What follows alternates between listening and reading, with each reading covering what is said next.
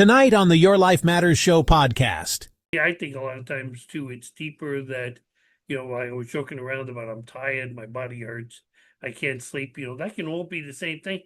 That could just be some kind of pain you're not dealing with, or having treated.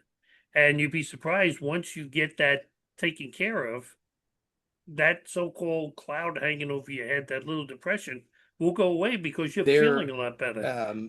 Rates of involvement, like basically once a person becomes involved with the criminal justice system, the rate of them being involved again, kind of skyrocketed. Long story short, this guy is watching TV and he's in recovery and he gets all upset. And so he calls his sponsor, and basically it's like his sponsor says, "Oh, well, what have you done today?" And he's like, "Oh, turned on TV, made breakfast, whatever." And he's like, "Well, have you gone out and checked the mail? You go talk to anybody, anything?" He's like, "No, did I say I did that?" He starts getting irritated. And the punchline is, he says, "Just tell me what's wrong. Can you tell me why I'm feeling like this?" And his sponsor says to him, "Well, you've been hanging out with the jerk all morning." Pajamas. Don't you want to go to bed with the Your Life Matters pajamas on? Okay.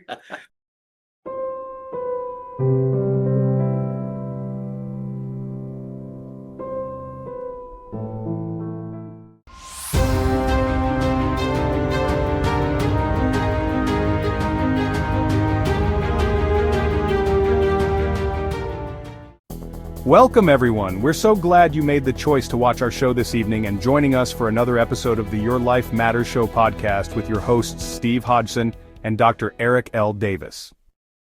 Tonight's episode is titled Senior Depression, Risk, Resilience, and Recovery. We call them the golden years.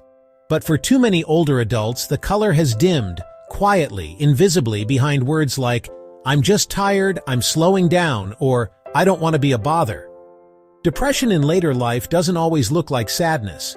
It can sound like aches and pains, poor sleep, forgetfulness, or no interest in the things that once brought joy.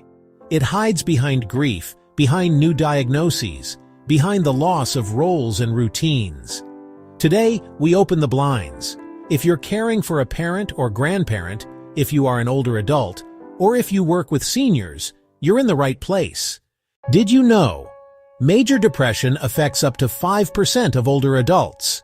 However, rates are notably higher in more vulnerable groups, 11.5% among hospitalized seniors and 13.5% for those receiving home health care.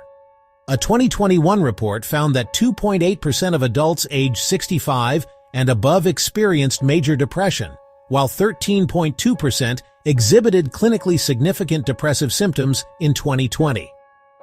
Self-reported data from older U.S. adults show 14.7% have been told by a healthcare professional they had a depressive disorder. Elderly individuals often wrestle with chronic health conditions, reduced mobility, loneliness, bereavement, financial strain, and even elder abuse or caregiver stress, all of which elevate depression risk. Loneliness and social isolation are critical contributors. Social isolation affects about 24% of older U.S. adults, nearly 9 million people, and is tightly linked to depression. Depression in older adults often manifests more through physical or cognitive symptoms, aches, fatigue, sleep issues, or forms that resemble dementia, rather than emotional expressions like in younger people. In the UK, older adults saw depression rates jump from 11.4% pre-pandemic to 27.2% in late 2020. Though they have since declined, recent figures still sit at 14.9%, above pre-pandemic levels. In this episode, we'll spot the signs families often miss, unpack why some seniors are more vulnerable, and show what actually helps, from evidence-based therapies and senior-safe medications to everyday habits that restore rhythm and meaning. Late-life depression is common and treatable. With the right plan, therapy, thoughtful medication, and social connection, we see people feel better, often sooner than they expect. We'll also look at how depression doesn't affect everyone equally. Women seek help more. Men often stay silent.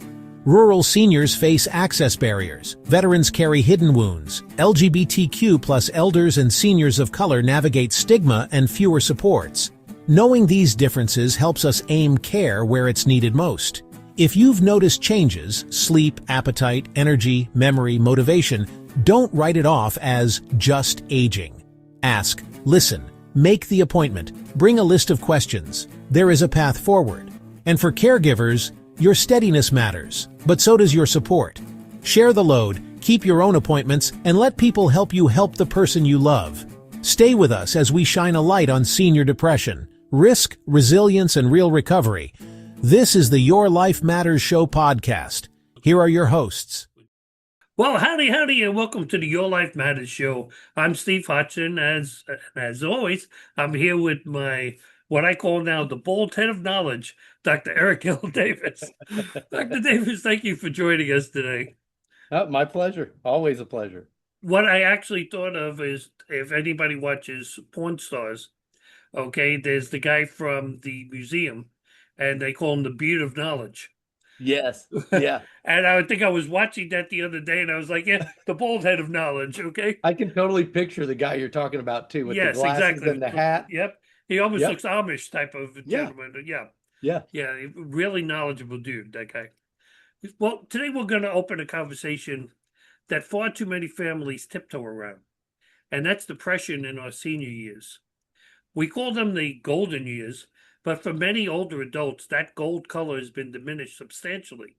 And it's usually due to loneliness, health changes, finances, loss, a mental health system that doesn't always see them clearly, too. So if you're caring for a parent or grandparent, or if you are an older adult, or if you work with seniors in any capacity, whether a nurse in a nursing home and stuff, this one's for you tonight. Now, we're going to go past the cliches and delve into what senior depression really looks like, why some groups are hit harder than others, and what actually helps clinically and practically. In today's episode, we're going to try to cover why seniors are uniquely vulnerable, how depression shows up differently in some older adults, and how to spot it early, because that's really, really important. So, who's most effective, men versus women? Racial and ethnic minorities, rural seniors, people that live out like in the woods, veterans, and LGBTQ plus elders. What works, from CBT and problem-solving therapy to safe senior-appropriate medications. And when treatment like ECT, which is electroconvulsive therapy, makes sense. Plus, we'll also offer practical supports you can start this week, including caregivers tools, community programs, small daily habits that open the blinds and let the light back in. Now, we're going to explain all of what ECT and all that stuff is, so don't worry about that. We're also going to share questions to bring to a doctor. You know, green flags in good care, and how to talk about a loved one when you're worried.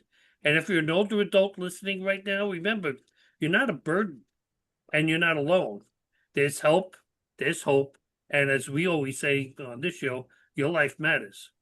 So, Dr. Davis, we've talked about depression before on the show, but the senior lens is just slightly different. You know, late life depression can hide in plain sight under the label of, oh, he's just getting old, instead of, he's sad. You know, we hear, I'm tired, my body hurts, I can't sleep, my memory's slipping. I'm guilty of many that my wife would say that sounds like me some mornings. Okay. It's really true. Sometimes it even looks like dementia when it's actually just treatable depression. The stakes are high, solutions are real. The evidence-based therapies and medications are simple, powerful antidotes like social connection and routine. So if anything in today's discussion stirs up tough feelings, please take care of yourself. Let me say this right now, and I know Dr. Davis will really hit on this. And we've said this on so many shows, and we might actually add this to the closing of shows that don't include it, okay? If you're anywhere in the United States, pick up the phone and call 988. Okay, it's a suicide and crisis helpline, lifeline, okay? And call them anytime, 24 hours a day, 7 days a week. The call is free. Okay, and there's someone out there that's ready to help you. Willing and ready was what I wanted to say there. But reaching out is not a sign of weakness. It's actually a sign of strength. So let's get right into it. Dr. Davis, how common is depression among older adults, and why do we sometimes underestimate it? I think it can be fairly common, probably more common than, other age groups. And I think a lot of times we underestimate it. Like you said, you made me think of, he was still a senior, but I had a dog named Grux. And when he got older, I remember he was just having a hard time, getting around, and um, he would bump into things. And so we took him to the vet, and they did the whole rundown and everything. And then I'll never forget, the diagnosis was he's just getting old. So we're like, he's okay. He's just getting. You made me think of that. So I think a lot of times things that we would see with depression, like not wanting to get out of bed, feeling exhausted, run down, not feeling your best. A lot of those symptoms are things that, commonly happen on some level with just aging. So I think that, honestly, I like how you said that, where, sometimes people just brush things off and say, oh, well, they're just getting older. That's all it is, when maybe it is something. See, I think a lot of times too, it's deeper that, I was joking around about I'm tired, my body hurts, I can't sleep, that can all be the same thing. That could just be some kind of pain you're not dealing with, or having treated. And you'd be surprised once you get that taken care of, that so-called cloud hanging over your head, that little depression, will go away because you're feeling a lot better. That I know myself when, I've gone work out sometimes and you're using muscles you haven't used in a very long time. Okay. And that pain starts to hit. I'm one of the opposite people. I love that. That actually wakes me up and stuff because it's like, yes, all right, I'm using parts of my body I didn't use before. And I turn it into a positive. But I mean, I've seen people, as I've said on the show, I live in a senior community, at least right now. And I've seen people just like walk around, hunched over and stuff. But then I've also seen those in the 80s walking through the Yeah. streets and even hunched over with a cane. They're still out walking every day. They're walking a lot more than I am, and I'm in my 60s and they're in their 80s. Yeah, I still have a neighbor across the street that has a little bit of dementia, but he's been out there every single day working. He was mowing the grass this morning when I went out, took the dog out. Yeah. It's like, really? Yeah. For like $12.50, you can pay someone to mow the grass. But he just wants to keep doing stuff. And he doesn't fall into that depressive mode. And I wish more people around here would follow that. So why is depression in seniors often misdiagnosed as just basically saying oh, he's just getting old? I think because if someone is, it's kind of like, I remember, I think it was my grandpa said, he said, oh, it's great being old because I can just say, oh, I'm tired. Basically he could, excuse himself anytime from anything within reason. But I think that, in a nutshell, I think that's why, because a lot of the things that, we would commonly see and think were symptoms, if a child just all of a sudden is extremely tired, not running around like that, that those, it could be a number of things, but that's a pretty good indicator. People are going to notice that a lot more quickly than if someone who's, a senior is feeling depressed and just kind of being docile, or maybe not moving as quickly. Um, my suggestion always is, if you wonder if something is going on, at least get it checked out. At Right. least look into it. And as we said earlier, it's a show of strength, not a sign of Yeah. weakness to Yeah, reach not out. And I weakness at think all. slowly society is changing a little Yeah. bit towards that. So, There's still and there is still a lot of stigma. There's a lot of stigma about mental health, addiction, just, behavioral health in general. well, And that's a tough fight, but we're fighting it. I watched last night or the night before, a video came up thanks to YouTube's algorithms somehow or other, and it was talking about how people are self-diagnosing themselves using AI, Mhm. which can be a little scary because Yeah. AI only knows what you're telling them. They're not seeing why you're telling them. Yeah. Understand, I'm sure Dr. Davis will tell you this, just because you're saying A, B, and C he's also listening to A, B, and C, but he's also making note of D, E, and F at the same time. Yeah. And, you telling a computer, Yeah. I you're mean, telling it what you wanted to know. there's so you bring up a really good and man, we should do it. We should do a whole show on A this whole show sometime. on that. AI, Yes, yeah, I definitely. just thought of that when I was saying it. Yeah. Um, but I mean, so AI here's what I'll say about AI with behavioral health. AI is not going anywhere. So as a behavioral health professional, and I'm speaking about me and others, we have we have to learn about these tools, and basically what I always say to therapists is it's important that we know enough to have a seat at the table, when the decisions are made and things. And what you're saying is absolutely true. It'd be the difference. There are different apps you can talk to and stuff, but the reality is when someone comes in and they're speaking to me, there's at least two conversations kind of happening in my head because I'm listening to them and I'm taking that in, but I'm also, putting things in the different boxes and kind of helping sort that out to make a diagnosis or whatever. So all I'm saying is AI is awesome. I hope that us human beings don't let go of the reins too quickly, and make sure that everything unfolds safely for everybody. We can have an entire show on AI Yeah. if we wanted to. But it's absolute. The more and more I see these people on what I call the rich podcasts, like Joe Rogan Uh-huh. and Diary of a CEO, people can afford the real guests and stuff. There's some doom these people are talking about coming up for mankind. As Yep. far as I think I was watching one last night of a guy talking about your jobs. Yeah. There isn't going to be a job that's going to be safe from AI. As much like he said, he asked some Uber driver one day what he thought. And he said, "Oh yeah, nobody will ever replace. We can drive a car, we can think and stuff like that." He says he let the whole guy go through it. He says you do realize that in some states they already have drivers that use automatic cars, automatic intelligence to drive Yeah. vehicles, right? And the guy's jaw just dropped, and it's like that we don't have. Like he even talked about podcasts. He said, "Look at podcasts." He said, "Really?" He said, "They can clone you and I Oh yeah. and give the answers. Okay, they don't need us anymore Yeah. for it. So what is the future of humanity at that point? It's Yeah.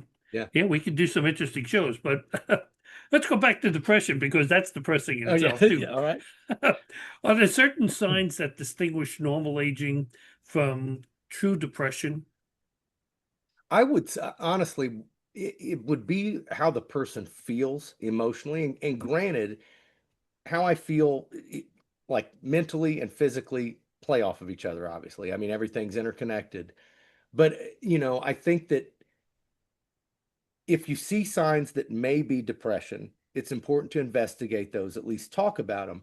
But what I would be asking the person is, well, how are you feeling? And what I mean by that is, what type of thoughts are you thinking? Are you, um, do you have hope? Are you feeling hopeless? Are you happy? Are you miserable? Are you fed up with stuff? Just really trying to get them to talk about how they're really feeling inside, and that'll kind of maybe give an indication on if it's a clinical depression, situational depression, or just being tired. Well, you let's know zero in on those signs. Okay, so someone who has an older adult in their family. Okay, what are good early warning signs that they may start to be experiencing depression that we should I watch think for? if they start slowing down, or if they get quiet and isolate, or maybe if what they're talking about kind of turns hopeless or negative. you know it's depression. People are so good at masking depression. Most people are pretty good at masking how they feel about things, and it can be really difficult to diagnose sometimes. But really with depression, it has to do with how long have the symptoms been evident. Are the symptoms attributed to something other than depression, or is it truly depression? and kind of going from there. See, I keep thinking of my dad, who's 93, okay, is in assisted living facility. And I know he's depressed. And my brother and I have discussed this on a number of occasions because he was so, his whole life, 90 something years, he was used to having people around him. Yeah. And, now he basically just, with the exception of going out to eat, going downstairs to eat or something, he stays in his room all day. And like he wants my brother to come constantly to come over. My brother's got a life, he's got 2 kids and, he's has a thing and he's taken care of. It's not like, there's nobody in the room to take care of him. There's nurses that we pay extra for nurses to come in and check on him 2-3 times a day. Yeah. They do his laundry, they clean his room and stuff. But, he sleeps a lot. What fine at 93, I can get that a little bit. But some of the texts that he sends me sometimes, like I'll just send him a text, how you doing? And it may be a day or 2 before he answers it because he doesn't really check his phone that much. But some of his responses are, just locked away. Just, stuck here, talking to myself, watching Fox News all day, which is scary in itself. That messes his mind up. Just watching news all day, not even Fox, but be like watching CNN or Fox. You're going to get either side of the story there. I think with everything going on in the world, we all wish it was just us being crazy. Because right, of the yeah, way it exactly. always works. But I can see his depression from here, and I'm not clinical psychologist or anything like that, but I can just see the symptoms of depression. Now, my brother, he's right on top of it, and I sometimes don't think he sees it as much or sympathizes towards it as much when you're the one that's dealing with it. Like even the other day, he said somebody, one of the nurses stole $100 out of his wallet. My brother's like, you didn't even have $100 cash there. Really, you only got like 50, 60 bucks in your pocket. That's all you have. Well, it's gone. So my brother went there and looked, and it's right there in his wallet. So is it that he's depressed or, starting to get dementia a little bit? Or is it that he's just trying to get my brother to go there? Honestly, it could be either one. Yeah, exactly. It could be either one. And So, that's why I always just, like it's something that you just said that I think is important is you said, like I can feel his depression from here, even though you're not sitting next to him and there's distance. I always say, trust your gut instincts, especially about people that you love, and that really well. If you wonder if something's off, there's a good chance it might be. And it's at least worth investigating. Talk to them. And they have, actually, I think one of the upper floors is for, dementia and or mental health too. And I keep trying to tell him he needs to bring them up there. But they're going to charge it. We'll let them charge extra. But you know what? At least he'll be a little more relaxed with what he's at than, that agitated feeling that he has all the time. So are these symptoms different in seniors compared to younger people? Not necessarily. I think that they would really just maybe be more difficult to see.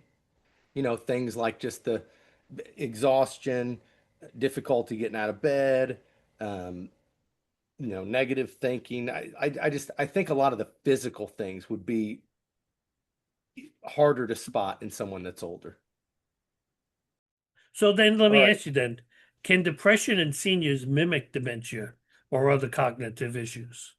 Yeah, I believe it could, because a lot of the things that you're seeing would be, when somebody's depressed, they're having difficulty thinking, like their thinking's affected, their body's affected. And so it would just might be harder to spot in someone that's older, but definitely worth investigating if there's a question at all. Okay, so intro video that we had showed older women have nearly twice the rate of diagnosed depression compared to men. And if you ask them, they say because they've had to deal with men their whole life.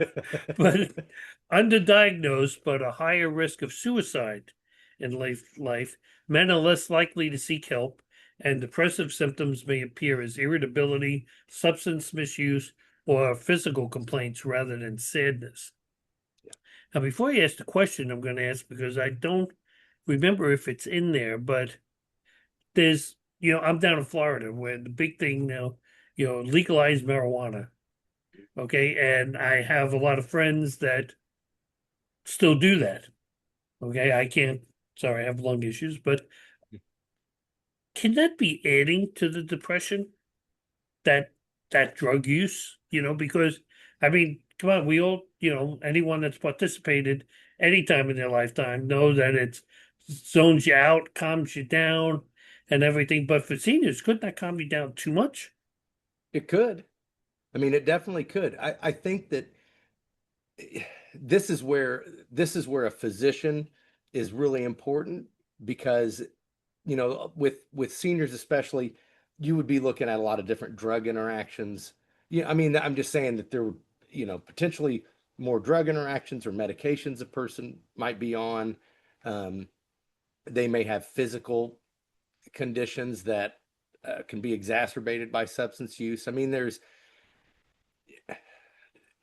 I could see where it could be harmful or make things worse. I'm sure on the medical side, maybe there's some benefit there, but I couldn't speak to any individual person. And we invite people to go back watch the episode on cannabis that Yeah. we did because we delve into a lot of that in that. So why is the rate of depression higher for older women than older men? I think that I think the reality is that it's probably, I mean, obviously statistically it's showing as higher, but I think that statistic is probably skewed some in that a lot of times I think that men are less likely to reach out for help. If you think about men, we're supposed to be stoic and self-sufficient and not show weakness, etc. So I think that would play a big role. Um, Women just seem more apt to step in. I also see a lot of times where the husband will even step in, or the family will gather around the person, and that happens a lot with women also. Do you think it's because they, for years they were the support behind the husband, and this isn't sexist or anything, but a lot of times the husband worked the whole life and the wife sat at home, took care of the kids, raised the children. That is a full-time job, just as important, but didn't get to go out and do the things that the husband got to see out in the Yeah. world. And do you think that plays in a little bit with females as far as after, like, when they hit 60, they start to reel back 65? It's like, okay, he wants to retire and play golf. What about me? Yeah, I've done see. is stayed home and, Yeah, and made the house and cooked the food and yeah. Life transitions play a big role in how people feel also. I mean, obviously, but Mhm.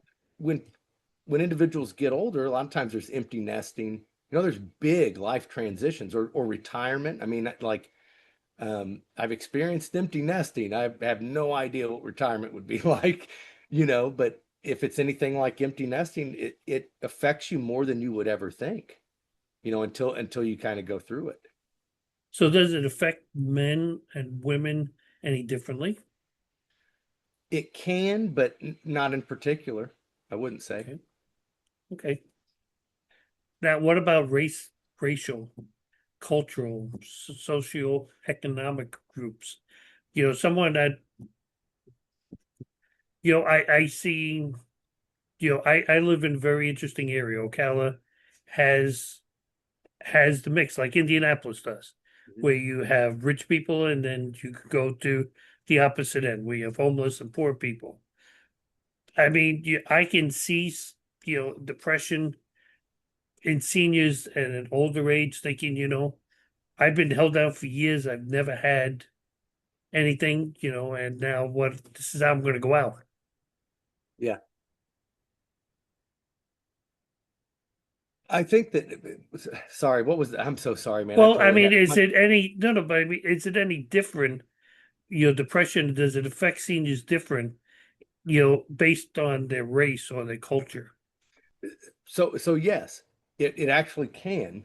Um, what we see, especially with, groups, minority groups, or, you know, people who are oppressed a lot of times. Obviously those life experiences are traumatizing, and that absolutely can, affect depression and things. Another thing that I found that was interesting is like there's extreme high rates of depression among people that have been involved like with the criminal justice system. And something that I found interesting in looking into that is that their rates of involvement, like basically once a person becomes involved with the criminal justice system, the rate of them being involved again, kind of skyrocket, or they go up. Um, so I think that that's indicative of, a person's life has changed and is probably never going to be the same.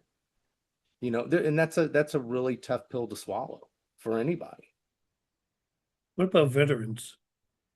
Oh, absolutely. High rates of depression, high rates of PTSD.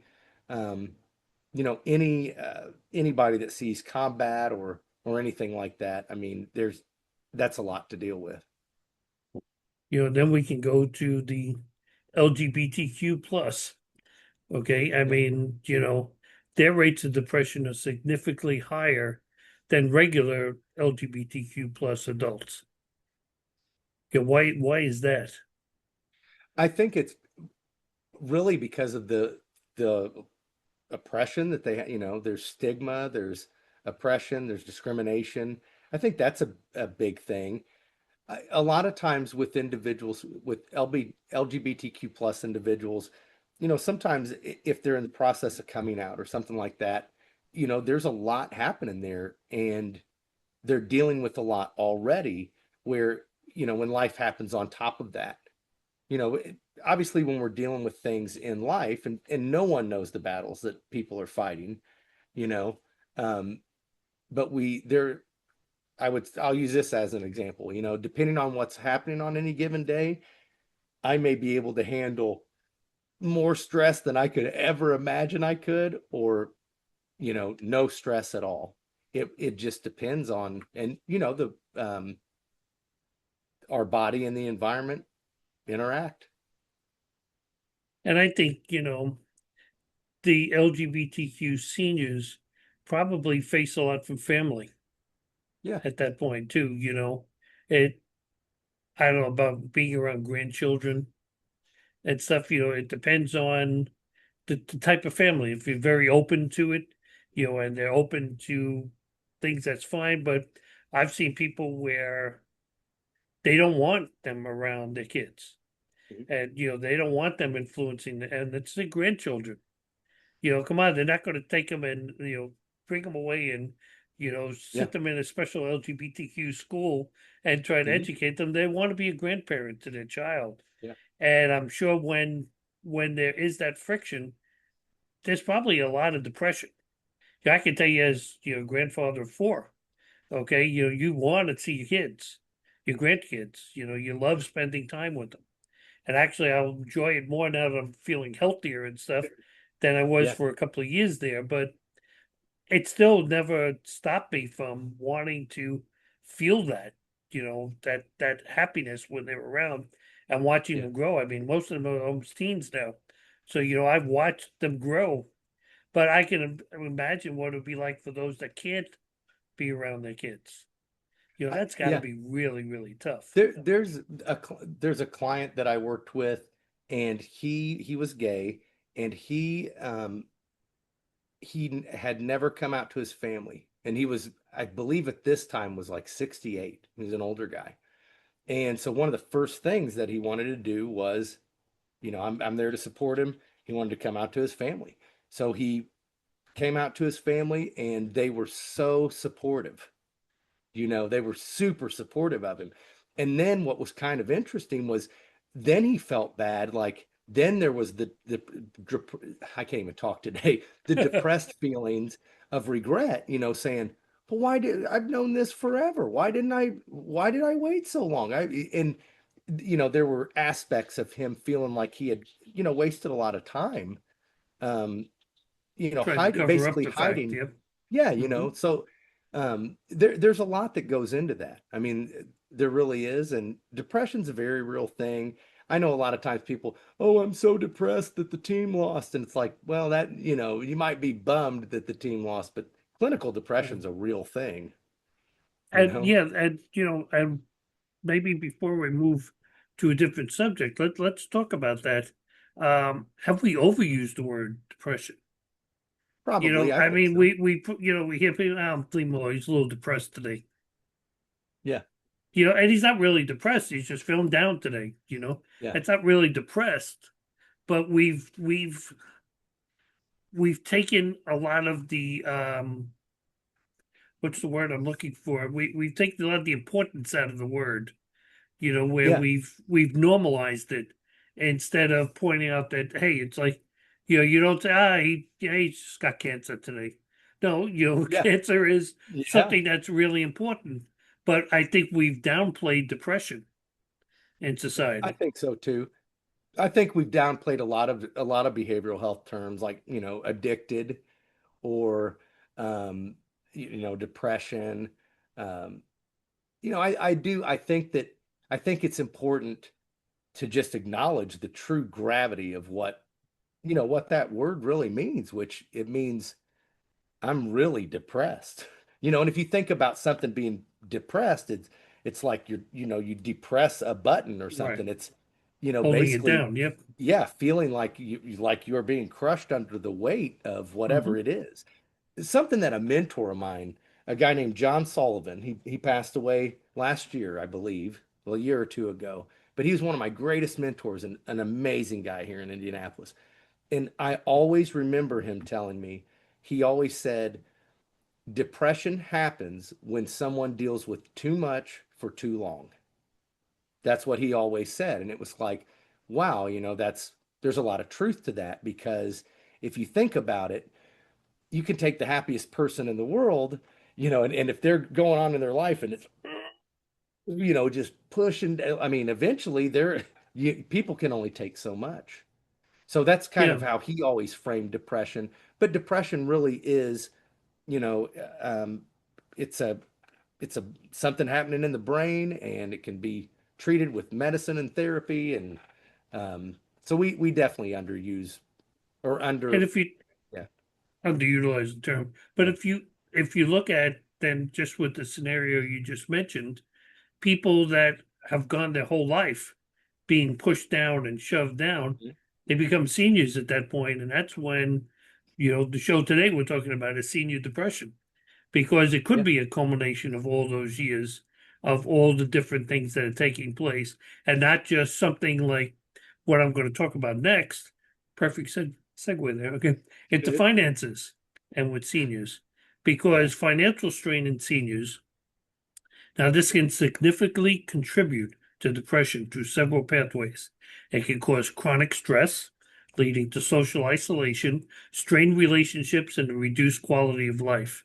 Financial insecurity can also trigger cycles of negative thinking, increased feelings of hopelessness and anxiety, and disrupting sleep patterns. Um, I can go into all all that I have written here about things. But right now, let's take it from a practical point of view. Social Security doesn't really cover squat. yeah, Okay, and I'm talking from personal experience here. Okay, you if you have rent, you have you know utilities you got to pay, and utilities are, at least where I am in Ocala, ridiculously high. Okay, and for everybody, the price of food has yeah, gone through the roof. By the time you're done paying off the normal stuff and your medications, and there isn't a lot of money left. And okay, if there's two of you that are on Social Security, husband and wife, I can, okay, they can get along a little better because you may be getting around with 4 or 5 thousand bucks, which yeah, will help ease that a little bit. But there are a lot of people that lose a spouse or a loved one. Now they're living alone. And there wasn't that insurance because maybe they were just making enough. They couldn't afford insurance because insurance for people my age, you'll probably get something in the mail, for a certain age, $68 a month. Well, look Yeah. up my age with a lung condition, it's like $360 a month, and it's like I'd rather just put that money in the bank and give it to her, instead of the other way. Yeah. And then healthcare. Every time we turn around to seniors, the greatest trend that I've seen going on, I think it was even an AARP magazine this month, is insurance companies trying to save money. Yeah. So I know with myself, there are two different things I was taking every month that they no longer would cover because you could buy it over the counter. Well, yes, but the fact is that it's something my doctor has prescribed for me. He's given you a prescription for it, but they won't pay for it anymore. They say, even like we were talking before we went on the air, the pseudoephedrine, okay, that they didn't cover. Yeah, because you can go buy, Advil, cold and sinus, or Excedrin, and that's pseudoephedrine. Even though there is a prescription pseudoephedrine, it's not covered by insurance companies. So you get someone that's in a spot that just has a budget and is making it every month, and now all of a sudden you're adding another $60, $100 onto that they don't have. And after a while, those people get depressed. They can't go out. Yeah. They don't socialize because they really, you go down to social functions, even in this place, and nothing wrong with it, but bring a dish. Everybody chip in, they bring a side dish or something like that. And maybe they can't afford the side dish. And, the group will say, come down anyway. We want you here. But they're going to feel guilty and, it's going to play on their mind. Oh, people are going to know I don't have the money and stuff to do this. Or they're just going to think I'm cheap. So it's just that I don't have the cash. I can understand why people are being depressed. But what I don't think a lot of people realize is that financial strain and depression can contribute to high blood pressure, heart disease, and a weakened immune system. And those are like 3 strikes for adults, senior adults. I mean, those are really, really high things. So how does living alone versus living with a family impact the likelihood of depression? With the isolation, if I'm around people, then I have people that can help me, that I can talk to, I can interact with. I don't have to be, if they're nice, I mean, that's the thing too. If they're loving, then, that definitely would be helpful. But, when you live alone, if no one's there, you can isolate at any given time. I remember when I lived alone, that, like I'd make plans or something, and then something would fall through, and it's just like, oh man, you kind of feel, man, there's nothing for me to do now, or whatever. When, like if now that I'm married and if plans get canceled, Aaron and I can do something or whatever. So I think that's one part of it.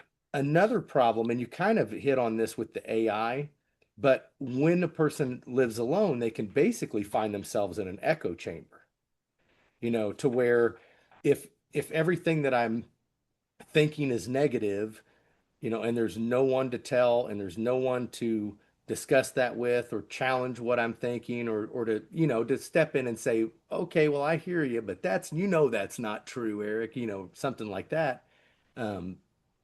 So I think that isolation's that can be a big part of depression. And that's one of the things when a client's depressed that we really try to fight against is making sure that they're not isolating. Not that Well, they also that start to be live in around. their own memory at that point. Yeah, absolutely. And, like I even know with my dad, history starts to change in his mind. Okay. Yeah. It's like, wait a minute, I was there. Okay. No, that's Yeah. but in his head, you can't tell him differently because he's living with all he's got is his own thoughts.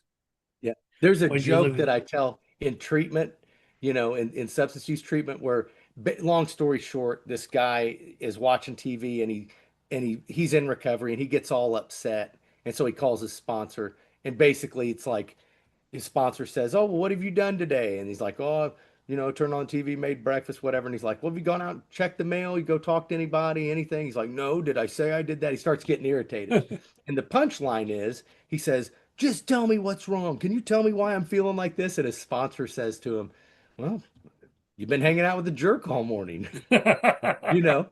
I mean, and that's kind of, I mean, that's true. It is so important. Sometimes our brain is a very dangerous place to be. And I'm saying that for anybody.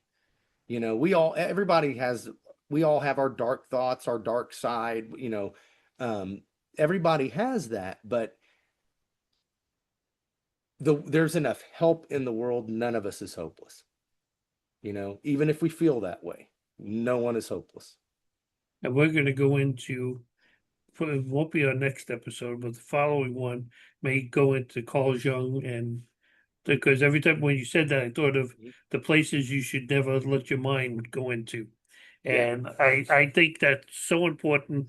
And I think that we'll use that in so many shows going forward. So I think it's time we get to there and cover that. That's something something occurred to me, but I never thought about this. I've seen sayings where it's like, sometimes, our mind's like a bad neighborhood. But if you think about that, metaphorically, a therapist is kind of like the person that meets you at the edge of the bad neighborhood and walks in with you and maybe has a little bit of street cred or something. Right. I don't know. You that or got that golden lasso to like pull them back, outside that neighborhood. So let's talk about treatment. What treatment approaches work best for seniors? Is it medications, therapy, combination? It would be both. So what we typically find with depression, for anyone at any age, but especially adults, is it's going to be a twofold problem where we've got the chemical things happening in the body, and that's where medication is going to work on that. Then we also have coping skills and therapy where, cognitive behavioral therapy, we're going to talk about the thinking, challenge destructive beliefs, that stuff. And so really what yields the best results is when a person has both, because medication in and of itself, I mean, it can help, but it's not going to solve every aspect of depression. I can't take a pill and, hey, I just downloaded the coping skills from the medicine, So you have to address both at the same time. And I think And same thing with therapy. Therapy can only go so far. If it is a case of significant, clinical depression, there's only so far therapy can take that. Therapy is not going to change a chemical imbalance.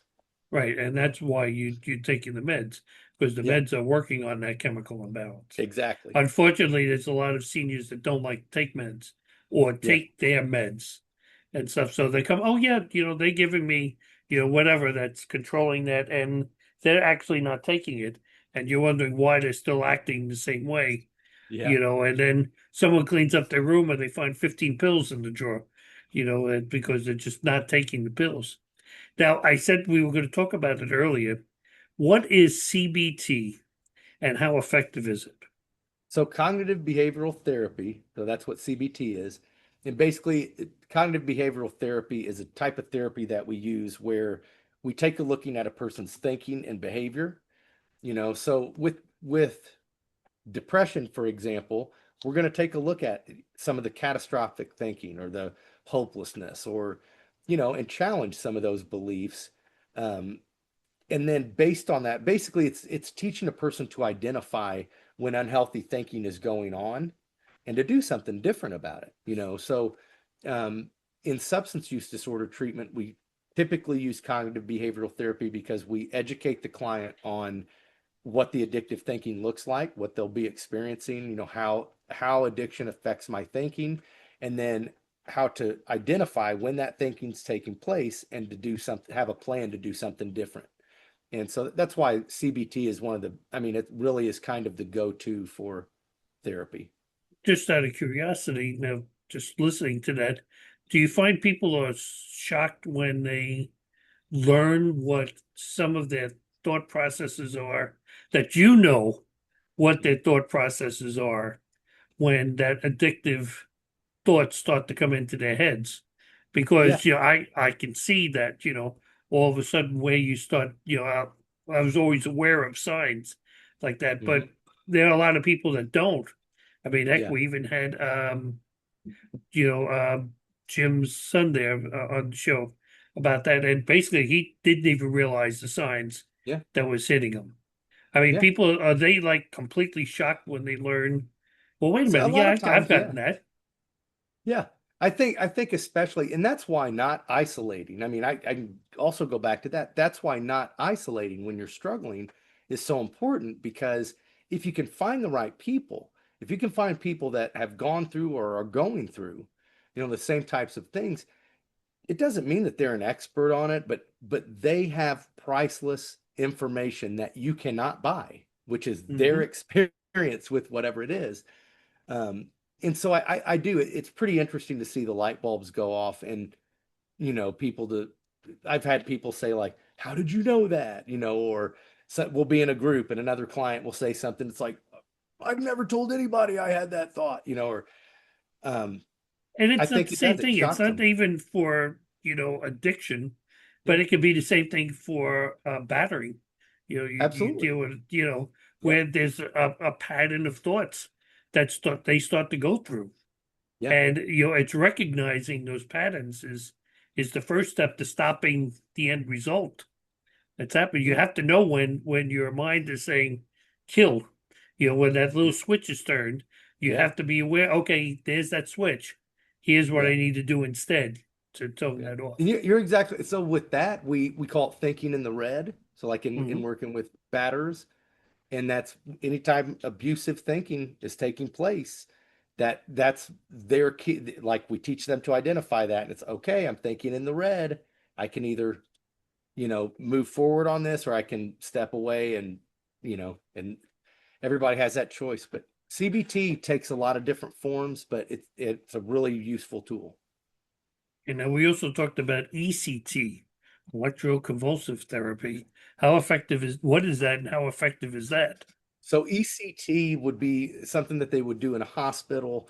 It's electroconvulsive therapy. They send electricity across the brain hemispheres, um, and it's been shown to be effective in depression, certain other um, conditions. But I I've only encountered a few clients that I've worked with that have had ECT.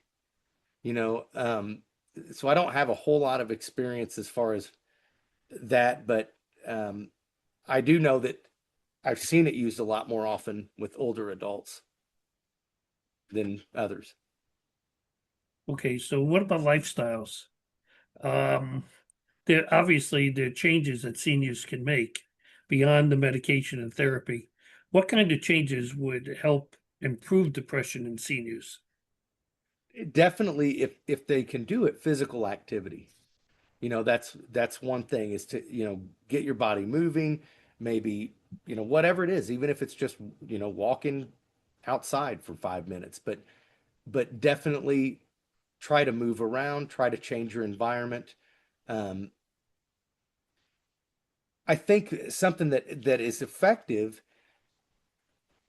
One of the things I know a lot of people did during COVID, I did for sure, is I would find an excuse to go somewhere, whether it was to go put gas in the car, to go buy chicken for dinner, something. Like, I tried to have some reason every day to just step out of the house, because it got to a point where you just kind of I just felt like I was melting into my environment, and I just felt just exhausted. And so I think that's one thing.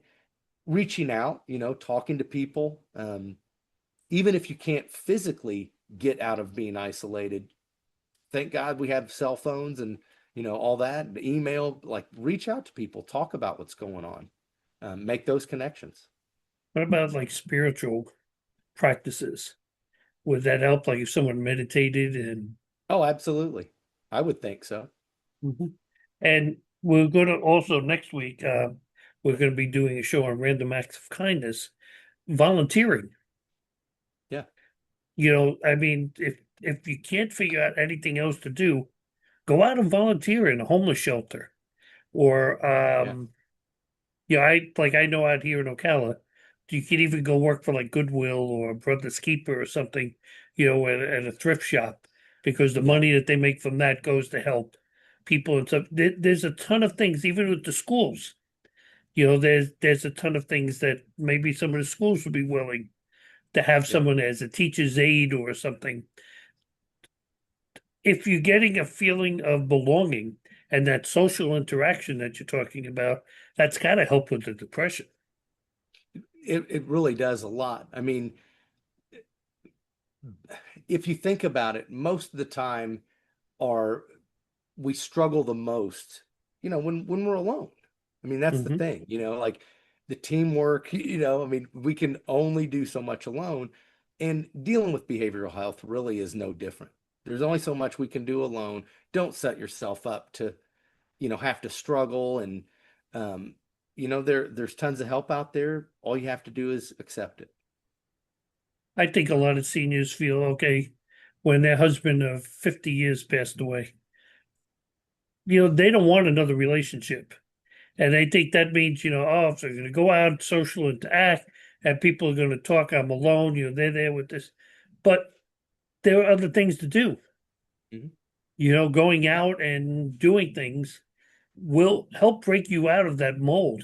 I mean, come on, there's all of us. I know myself. I'm one that every once in a while, I just like to be alone. Yeah. Really. Yeah, I mean, me I too. said, you have your dogs there too. So, you just sit with your dogs and, just relax and, and just chill out. And a lot of times, like when Jen was at school, stuff, and soon when she goes to work and stuff, it's nice sometimes just to relax and just chill. But I think but being alone 24/7 will start to play on your head after a bit. So we need to be careful of that. Now, I want to take a moment and talk about family members and caregivers, because I don't want to leave them out of this because they're just as important. Now, caregivers can be a person hired to assist an elderly person at home, a nurse, even someone that works in an assisted living facility. So what can families do if they notice a loved one withdrawing or showing signs of depression? What should that family member or caregiver do? I think that the first thing would be, ask the person if just talk to them, see if they're okay, kind of check in. A caregiver or family member, trust your gut instinct is always my advice. If you're getting the vibe that something more is going on, or that, they're depressed, definitely reach out for help. I mean, because worst case scenario, you reach out and something is going on, and now there's help. I mean, that's or you reach out, everything's okay. I mean, Aaron and I, when when the vet said that Grux was old, I mean, obviously it was like we were happy because we don't want, obviously we don't want something else going on, but it was also kind of like, oh, well, at least now we know. I mean, it definitely was, if it's a loved one and someone, don't let money stop you from getting them looked into, or, See, and I think too, family members, when an elderly person's living in your home or you're taking care of an elderly person, you can't yell at them too, because when you start to yell at them and treat them like your child and you're their child, they're going to start to close up.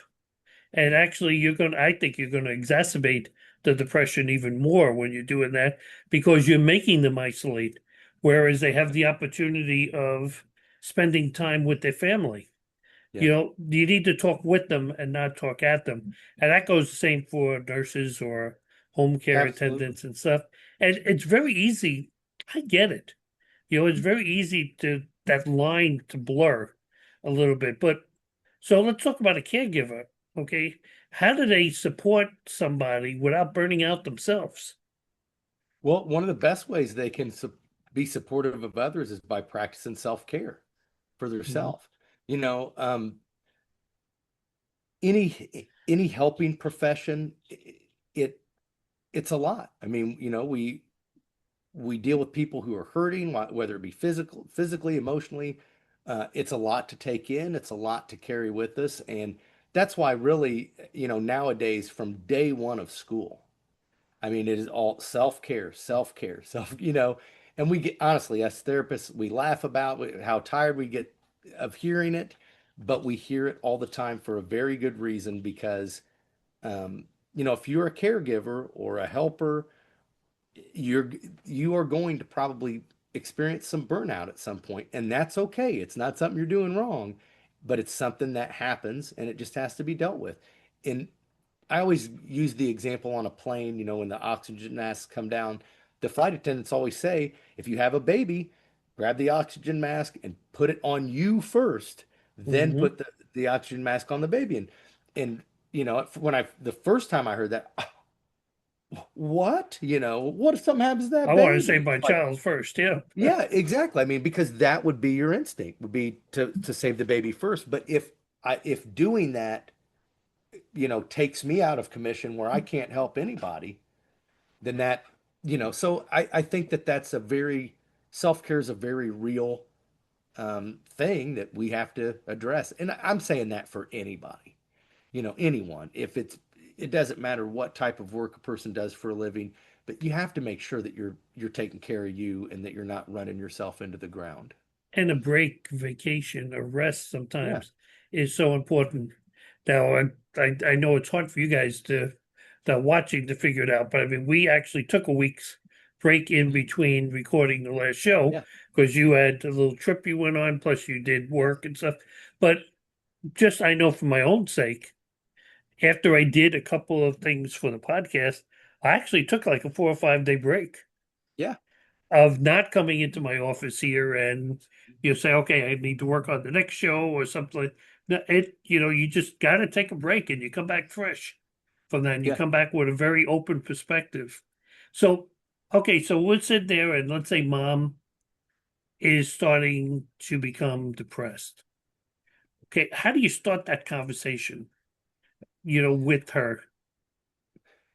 I think you start it, like we say with kid gloves. You definitely want to start it with, my recommendation would probably be to use like an I statement and say, hey mom, I've been a little bit worried about you. Are you doing okay? I'm just worrying. You seem like maybe you're a little depressed, or, you know, I mean, I think that coming at the person in a way that's not going to make them defensive, because if they are depressed, they're not doing something wrong. I mean, it's not something people do on purpose. So I think just approaching it with empathy and love. I think that's the most important thing, is just approach it with love. So let's say I don't want to say they admit, but let's say they talk about, yeah, okay, yeah, I've been missing your dad, blah, blah, Mhm. blah. I really don't go out. I really don't have, my life is your life, really, right now. What Yeah. does what does treatment actually look like for them? It, I think it depends on how depressed. Sometimes people are depressed enough that they would need to do like an inpatient or day treatment program. Um, but a lot of times outpatient will just do.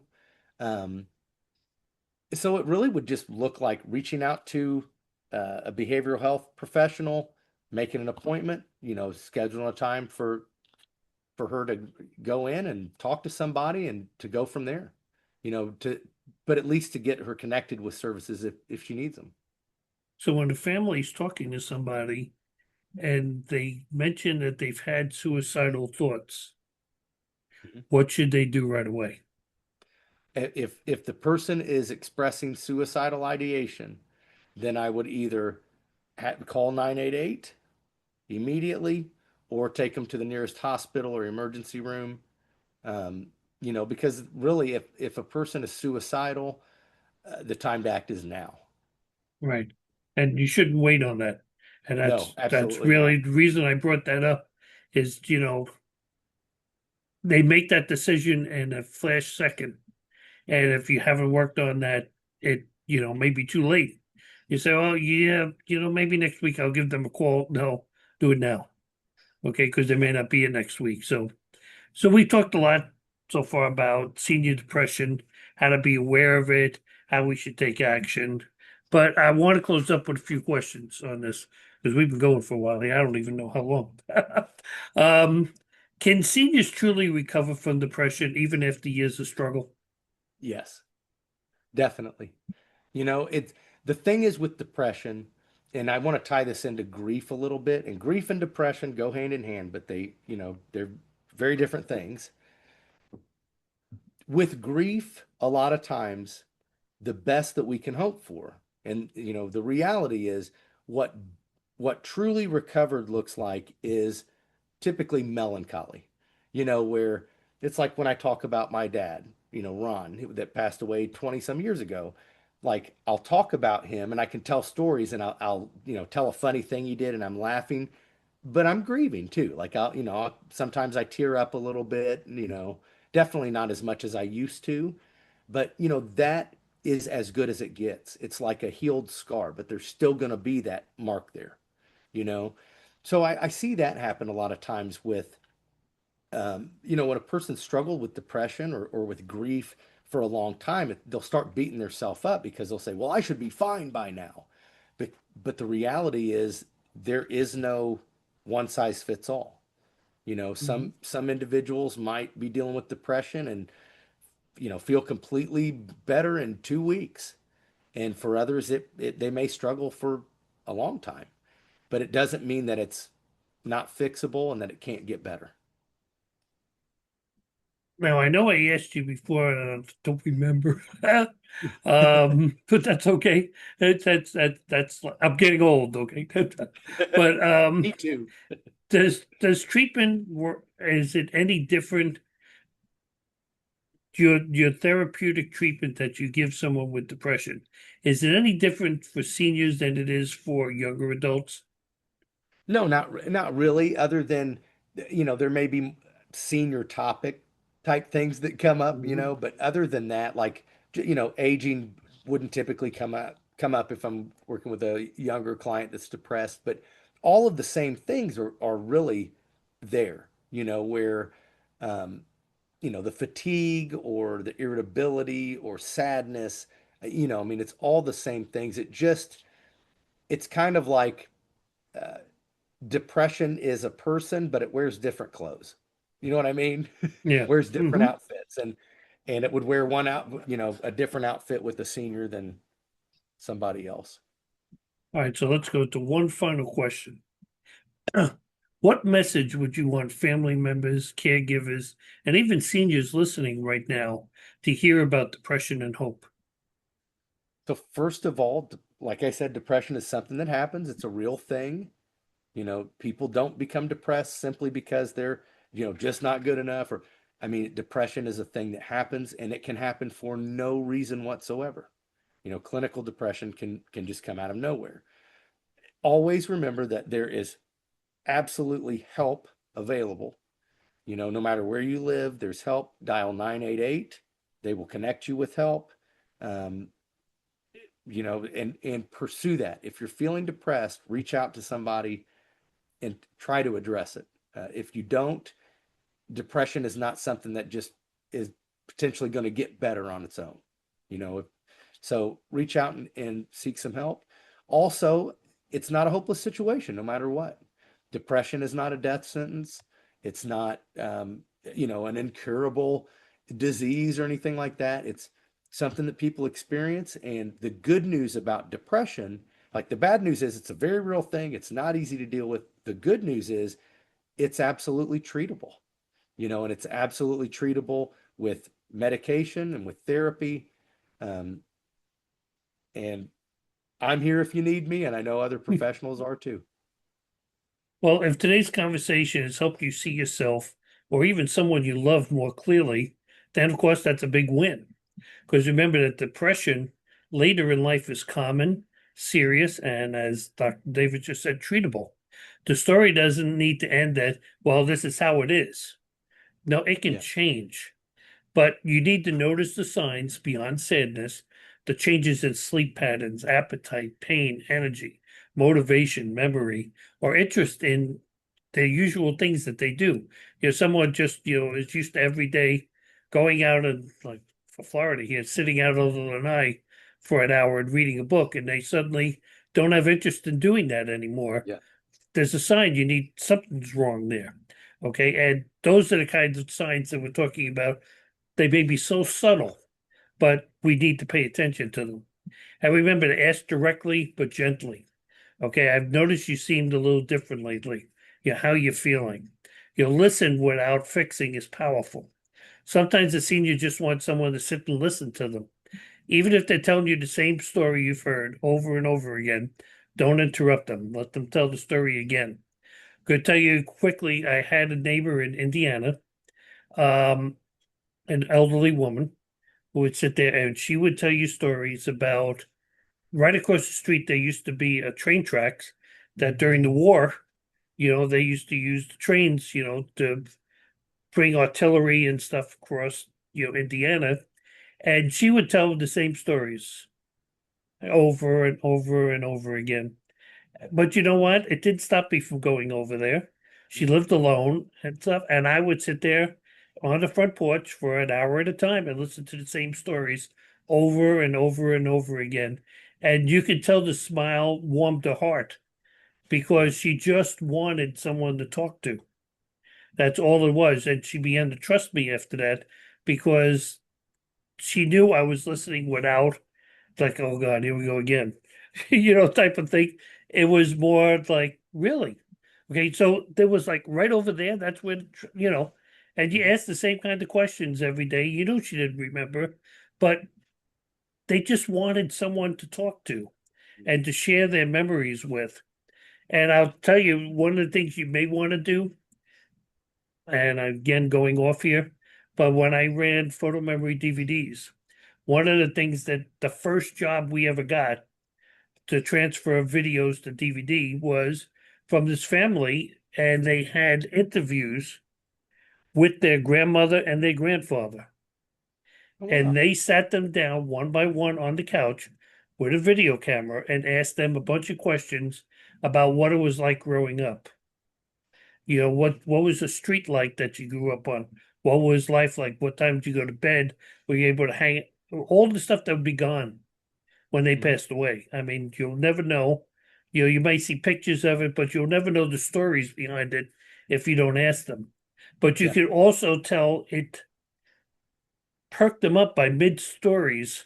You could see that enthusiasm that was in them that they didn't have when you first started. It was like, oh God, this, okay, you're going to interrogate me on film. But it was more like, yes, okay, and I got to share and reminisce with you as my child, and that was so important. And they made that for all their grandchildren and stuff, so everybody would have a memory of that. I always thought that's awesome. a fantastic thing, and we really should be doing that before that memory is gone. So, pay attention to them. If we can tell if you're just placating us. Okay, I wanted to say that too. And don't yeah, oh yeah, really? While you're sitting there scanning your phone. Okay, I mean, we know that, what? We'd rather not talk at all, okay, than have that. So now, and if you're older, see a clinician who understands older adults. Ask about therapy options. We talked about CBT, interpersonal problem solving, medications also that are senior safe. Okay, they can just simply rebuilding a routine that you have. You can go out and get some sunlight every day. Take a short walk, okay? Maybe physically you can't take a long one, but nothing says you can't walk down to the corner and walk back. So if you have a pet, take the pet for a walk every day. It's doing something meaningful. And schedule connections like phone calls, faith community groups, volunteering, senior centers. I mean, I have some friends that I'm sure the answer for, oh God, it's Steve again. But it's people I grew up with, and it's people that I only talk to every 2 or 3 months. But it's our way of keeping connected. I reach out to people, and especially one of my friends who his wife passed away, about a year ago. and keep talking to him, and let him know that his friends are there, and that's what people want to know. And remember, if the feelings are urgent in the U.S., we've said it about 4 times today, down 988. You can even text 988 right now, too. Any time of the day, 24 hours a day, 365 days a year. There's always a professional that's standing by ready to talk to you. And if you're caregivers, remember, your life matters, too. As we would say, burnout and guilt can easily sneak in. We've talked about that. Keep your circle tight, share your load, talk to your own doctor or counselor when you need to. But remember to take time and take care of yourself. Now, hope is an abstract. Seniors improve every day, and with the right diagnosis, the right plan, and the already steady support, one approach doesn't work. We'll try another one. But that's how mental health works the best. Like Dr. Davis always says, there's not, one size fits all. Okay, if we do A, B, and C, that takes care of it. No, everybody's different. You may have to do A, B, and D, and E instead of C, but or you might be like me and have to do A through Z. Yeah, exactly. So if this episode resonated with you, share it with someone who could use it. It might be a friend, family member, caretaker, or even a senior themselves. Remember to subscribe, hit the bell and the like button. You can leave a comment, tell us what topics you want next. You can visit our website at yourlifematterspodcast.com. There's contact information on upcoming shows, even links to past shows. We have a fan page for your official Your Life Matters merchandise you can purchase too. Hats, shirts, socks, and bags. Now, you've probably seen Dr. Davison and both. Where is it there? Okay. Hold up the Your Life Matters cup that we're using. Sorry, I'll get it there soon. There you go. Wonderful. Keep your beverages hot or cold. Fantastic. Yeah, it's absolutely fantastic. I use mine all the time. But I mean, they even got ornaments, Christmas ornaments, golf balls, Post-it notes. I mean, tote bags and stuff. It's incredible. Pajamas. Don't you want to go to bed with the Your Life Matters pajamas on? Okay. So also in the notes, the description notes, we've added a few links to support resources, senior programs you can explore this week. Now remember, hope has no age limit. For the Your Life Matters Show podcast, I'm Steve Hodgson, and I'm here with Dr. Eric L. Davis. Take care of yourselves and always remember, your life matters. God bless you, and we'll see you next week. Thank you so much. Thank you for joining us for this week's new episode of the Your Life Matters Show podcast. Please be sure to join us again next Thursday for another great episode with your hosts, Steve Hodgson and psychotherapist Dr. Eric L. Davis. Please remember to subscribe to our channel if you have not already done so, and hit the like button and leave a comment. Your help with this helps us reach a wider audience that may need our help.